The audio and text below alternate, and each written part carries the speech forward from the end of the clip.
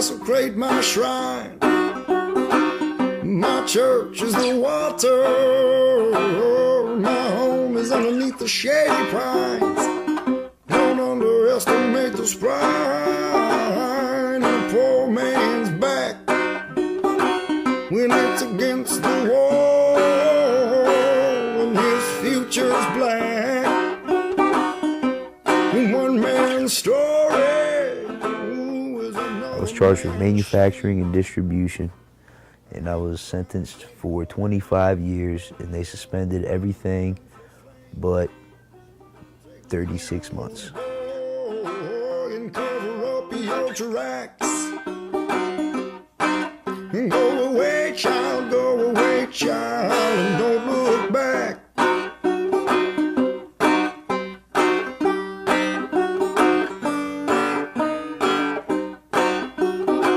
And sad is the lullaby from a mother's heart and soul when she knows her child is strayed from the fold. Original charges were possession with the intent to distribute marijuana, base cocaine, which is crack, and heroin. They originally sentenced me to 35 years, but they suspended all but 5 years.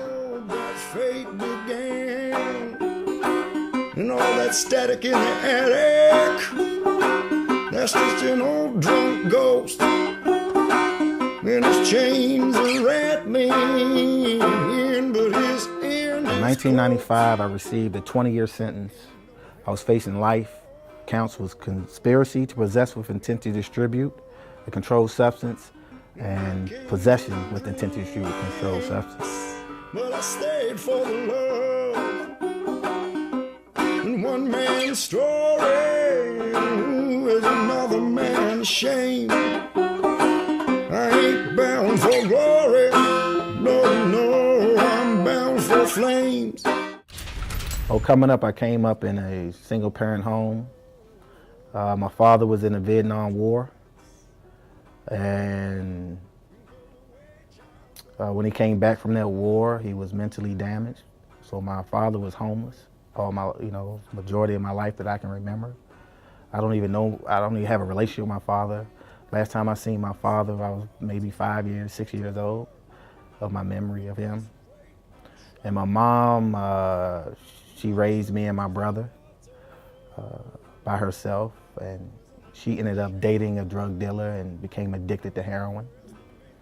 And so I lost my mom to drugs. And me and my younger brother, we was sent to my grandmother's and my aunts, different family members. And I don't use that as an excuse of why I ended up in prison.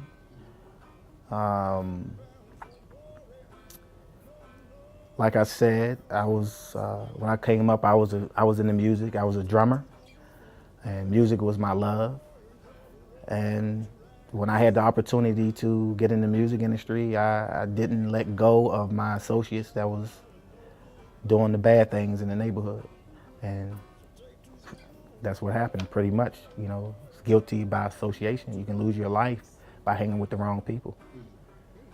Well, when I was growing up, I was actually a straight-A student. I played sports.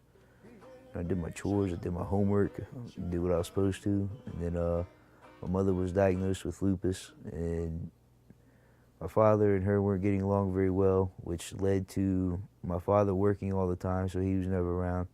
And I spent a lot of time with my mother, who was sick, so I did a lot of caretaking for her and my little sister, like I said, with my father not being around. So it got to a point to where, I was being told by my mother my father wouldn't pay her medical bills.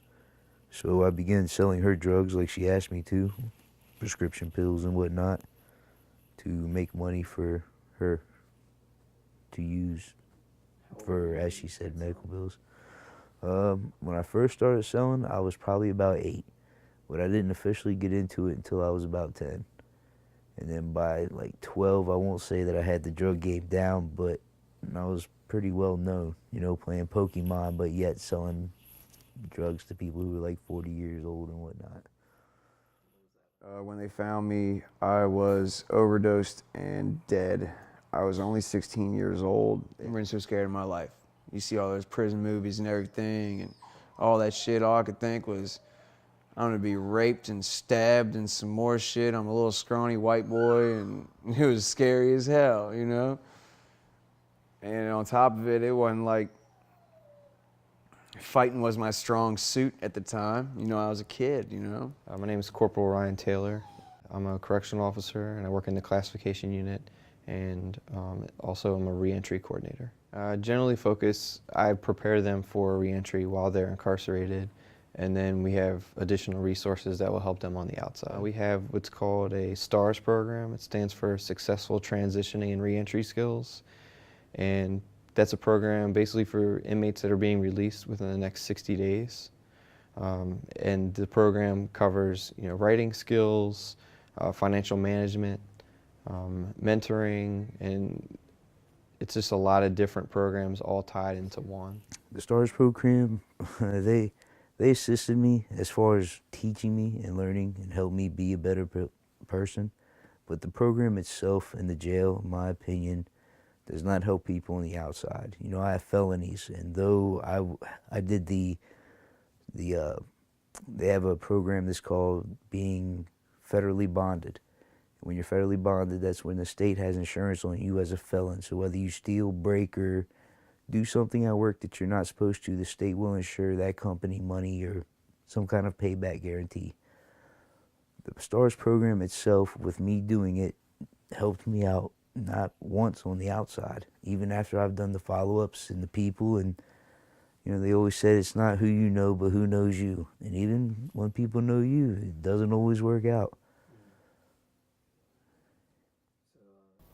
The biggest difficulties I had coming home first was reuniting with my family, because of course when I left the street, my daughter was 4 years old, four or five, and when I came home she was like 22, 21, 22, and she had her own kids, and it's kind of hard and tough to reunite with family members if you've been away for so long.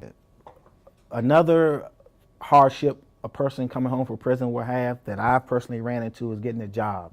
When you fill out a job application, majority all of them ask you, have you ever been convicted of a felon or crime? And it's by law, being that you're on probation or you may be on parole coming home, you cannot lie. You cannot lie on that form, so you have to put on there that yes, you were a convicted felon. And soon as I say that in the job interview, I can see the difference. The interview just changes. It's just a different type. They look at you differently, The majority of people that I've seen that have a convicted, they were felons and they receive work. They receive work through some type of program that work with ex-offenders, or it was a family member or someone who owns a company and gave them an opportunity or a chance. Without that, I don't see, it's going to be very hard for you to get a job. That's why I came to school. That's why I got a Pell Grant, and I wanted to re-educate myself. Oh man, trying to get a job was horrible. They say the economy is real bad and that people are having a hard time getting jobs with degrees and educations, and I just, the felonies on my record made me 3-strike felon. A lot of companies turned me down. There wasn't too many people who was willing to give me a chance or opportunity. Nobody wants to take the risk of, somebody who's a convicted felon. The only important thing in my life is my children and that they're happy. And that's why life is so difficult today. Because the only way I know how to take care of them is by selling drugs. I got a 7-year-old daughter, Annabelle. She's my world. She's everything. She's cool as shit. Words aren't enough for her. She's amazing. She's a handful, but she's so loving, and she's so sweet. Her teacher said that she never has one certain best friend. It's whoever Annabelle feels like needs her attention the most that day. So if there's somebody that's sad or somebody isn't, you know, the rest of the kids aren't showing attention to, that's who she puts all of her attention into. You know, she's like perfect, and it's hard to believe that she could come from, you know, me. After serving 16 years, it's pretty hard to adjust to society, because when I was home before, first of all, there were no internet. There was no internet. If there was internet, we didn't have access to it. You know, cell phones was this big. You know, when I came home, it took me a while to learn how to text someone. You know, the devices are so small today. And everything is wired to computers and online. So you come out with a disadvantage when you go away in prison, because they don't teach you computer skills in prison. A lot of the funding for education and rehabilitation has been diverted to law enforcement efforts. It's all about lock them up and throw away the key. We average between 11 to 12,000 people that are actually processed through the jail, where you come in off an arrest, fingerprinted and photographed. About 50% of the people that are released from prison will return to prison within 3 years. So half the people leave. About half, yep. Like I said, there's many people that I've known have gone back to jail, and I still do associate with them, because those people aren't always bad people. You know, there are good people who do bad things just to succeed or make it through life. Not saying everybody I still associate with or talk to is a 100% good person, but because I know that they've been that good person towards me during my hard times, I choose not to turn away or give them the cold shoulder while I'm doing better and they're hurting, because I know what it's like to be in that opposite.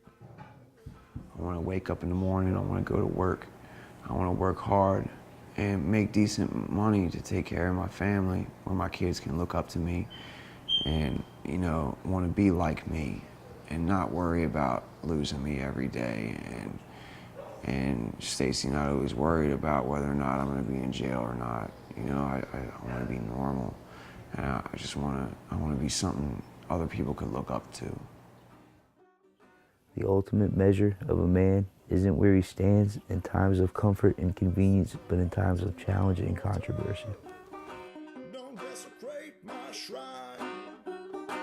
My church is the water. My home is underneath the shady pines.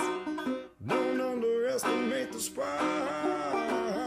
Your poor man's back when it's against the wall, and his future black.